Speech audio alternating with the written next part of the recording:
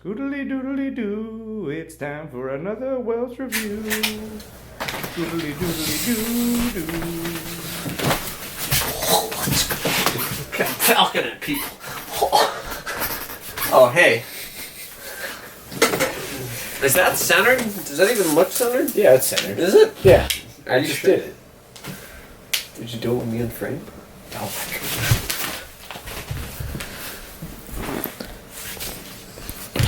Also, should we raise it up? Nope. Are you sure? Yes. Are you positive? Yes. Now, have you done it with you in frame? I'm good, don't worry. Are you sure? Yeah, you're taller than me. This is true. Alright, gang. Welcome to another thrilling adventure of the Welch Review. Oh, yeah. And today, we're talking about James Cameron's Avatar. Blue Pocahontas. As it's known on the street. And in this movie, you have Sam Worthington as Jake Sully. That's it. Zoe Saldana as Neytiri. Sigourney Weaver. Neytiri. God, Neytiri. It's not Land Before Time. Petrie. Neytiri, my bad. Sigourney Weaver as Dr. Grace Augustine. Michelle Rodriguez as Trudy. Stephen Lang as Colonel Miles Quaritch. Giovanni Ribisi as Parker Selfridge. Joel David Moore as Norm. CCH Pounder as Moat. Yeah. Wes Studi as Etukan. And Laz Alonso as Sute.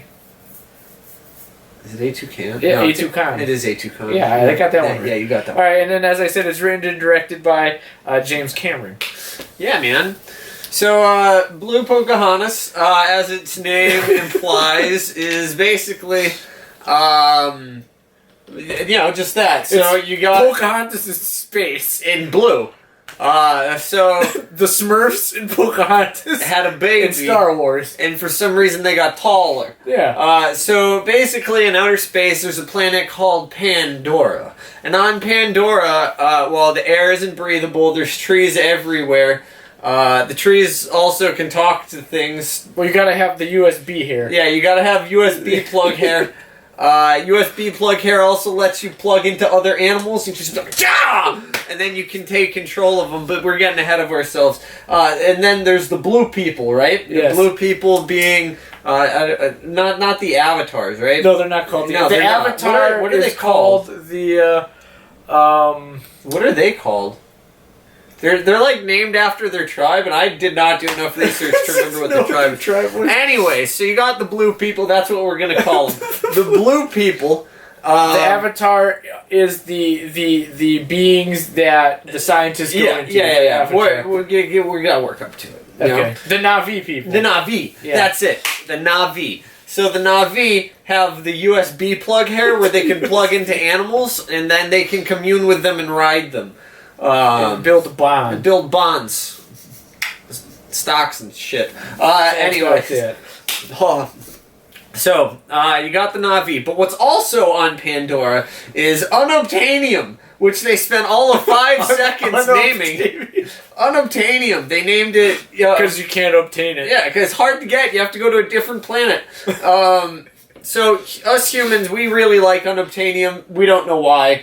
It floats, though, so we think it might be magnetic. I'm not exactly sure. They don't explain that.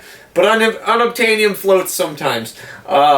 So us humans, we're like, hey, outer space seems cool, and then we land on this planet, and we're like, hey, those blue people seem cool, and then we're like, is that something we can profit off of? What if we murder the blue people and take their products?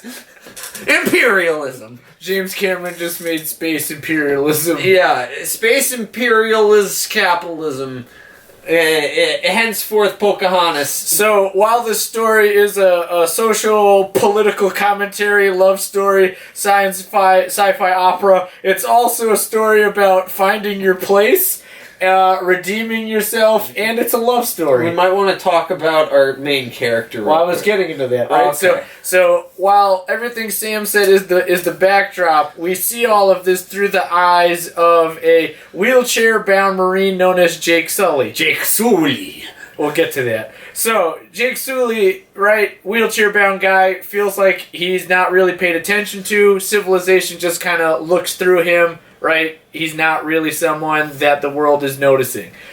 His brother, on the other hand, was a really important scientist who was part of this program. We'll call it the Avatar program. Because that's what it's called. Is that what it's called? Yeah, it is. Oh, nice. Where they, put his consciousness in a Na'vi body they developed in a lab, right? In hopes of enhancing tribe and relations with the humans. Yeah. So his brother unfortunately dies after Jake Sully tries to kill himself. So it's kind of a really interesting turning point for him. Yeah. So then he gets... I thought that Jake Sully just got into a fight in the streets. I didn't think that he was trying to kill himself. Oh, well, I mean he's the wheelchair guy getting into a fight in the streets. Maybe not killing himself is too far. Maybe he's saying he's just kind of giving up on caring about himself. Giving up on life. All right, so he's giving... He's still living. He's still living, though. So he's an identical twin. They're identical twins, so they're like, yeah, man, you'll do. So he takes, half the money to go up to Pandora at a shot of another life in hopes of potentially one day, earning enough money to walk again. Yeah, to buy legs, because you can do that in the future. So while he's up there being a Marine, the scientists don't necessarily accept him, right? So they're not his tribe. The Marines don't necessarily accept him, even though he is a Marine, because they look at him as less than, right? However, that introduces us to our villain, right? Colonel Miles Quaritch, who's like, listen, man, you be my mole, and I'll hook you up with legs when you circle back. And right? circling back means going back to Earth. So he's like, yo, man, bet. I want my legs back. So he essentially agrees to be the mole. Sigourney Weaver, of course, no one knows that he's the mole, toward later in the story. Sigourney Weaver comes off as this know-it-all kind of jerk, right? Yeah. Who's very skeptical of him being a Marine. And that's typically where our... beginning takes place. So they're on Pandora, right? He's got this giant avatar body, which is 8-9 feet tall. They're real big. Their arrows are the size of human bodies, lengthwise. That's just for scope, but they're real big. And they're out on their first patrol mission, right? He's out.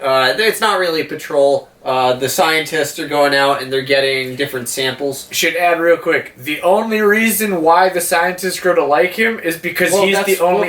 Steph, that's what you're going to say. We're going to literally talk about Go ahead. So they're out on this recon mission, picking up supplies and scientific stuff. I wouldn't even call it recon. They're just gathering herbs and stuff for science. And then... basically it goes south and these local alien fauna attack them, and because of that the scientist and Jake Sully get split up. He winds up having to spend the night in the woods, and while he's spending that night in the woods he gets his Pocahontas moment. So what's the name of that dude from Pocahontas? I can't remember. Who's the guy? John Smith. Yeah, John Smith. So in real life, John Smith's a terrible person because he steals a 13-year-old girl. Well, he's even voiced by Mel Gibson, who punches out young women. Exactly. See, it all lines up. So John Smith, bad person. This movie, John Smith, just kind of stupid. So he's around murdering animals, and Neytiri, who is Pocahontas, Blue Pocahontas, is like, oh, that's hey. what it means in Latin, Blue Pocahontas. Yeah, that's what Neytiri means in Latin. That's 101. They teach you that in high school. So Neytiri comes over and saves him because he's about to be eaten, and then she yells at him because she had to kill some animals, and she really likes her animals. Reasonable. Jake Sully's not worth a couple of animals. Ultimately, she brings him back to her people, her Na'vi tribe, and then he stays the night there, and because of that, see, getting back to what he was saying, the scientists are like, "Aw, snap, he important, the Na'vi let him in, and they don't let us in anymore because the school that we set up got one of their princesses murdered." Isn't that a bad time? So that happens, and it kind of just follows Jake Sully as he walks the line between being a mole and slowly falling in love with the Na'vi people and Neytiri and learning their customs. Now, this movie's been out for a while, so I think it's fair to talk about more of this because it's not really a spoiler at this point. We do know... we can't talk about the Teenage Mutant Ninja Turtles story? I'm just kidding, go ahead. I'm actually interested in what that is. The plot? All that I'm saying is we've done movies from like the 60s. We didn't talk about the Turtles yet. And we don't talk about their plot. But anyway, the point is, like Sam said, because of that he's accepted by the tribe, and therefore it starts his love story.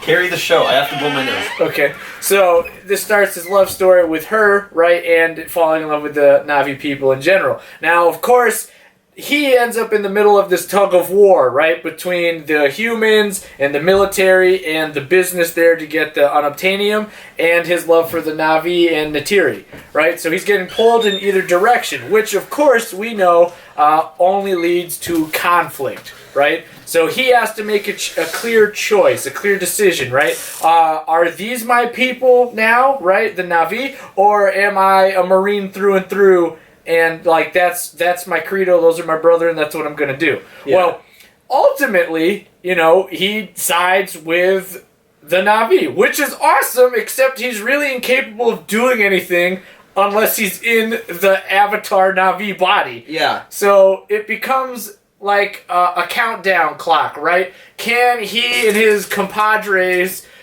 get him to the Avatar body to then get to the Na'vi in time to help start, get forces prepared to fight the incoming military assault. Yeah. So there's it's a clear balance of good versus evil. It is a story we've seen, it's just simply a different landscape. Yeah. James Cameron definitely utilized, technology to its fullest, the CGI is breathtakingly beautiful. Yeah. All the colors don't feel overwhelming or someone's on an acid trip in your face. It's like, wow, okay, that's a neon lizard that glows in the dark and spins, and that tree can be yellow underneath and blue on top or something like that. It was really, really well thought out, well developed color palette. There are a couple real cringy moments, when how the Na'vi talk, I bang left so hard, and it's like, why? Yeah, they're talking about flying, and they're like, oh, I turned left real good, and she's like, yeah, I came down straight, and then I pulled up, and it's like, whoa, you know what I mean? It's just like they didn't know what to put in for filler conversation, so they just made it really bad. But besides that, overall, it's an okay story. It's not. It's a good movie. It's Maybe not phenomenal. You see it for the special effects, if anything, because you saw it 3 times? Yeah, I mean, when I saw it, I was 12. But I watched, 13. I saw it when it came out. The movie came out in 2009. It's 2020. I got you. I was 13. I watched it 3 times though, and I still like it. It's a good film. And again, it's not some plot-filled masterpiece, but its plot isn't bad. No. It has good roots and historical accurate roots, but just taken to space.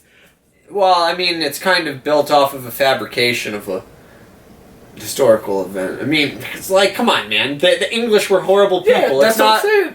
Yeah, there's no real good, John Smith's not a good guy in real life. Yeah, no, I got you. Okay, well, actually, they did a good job just making, John Smith, bad guy. Yeah, John so, Smith, that might be the only thing, but realistically, it's just white men, Indians in space. Yeah. Yeah. But I know a lot of gripes with the movie are, it's too much exposition, right? That's true. And, at first I was a little hesitant, but upon rewatching it, it was like the whole beginning is all the exposition. Yeah. All of it. Which isn't bad, but it's don't talk, show me.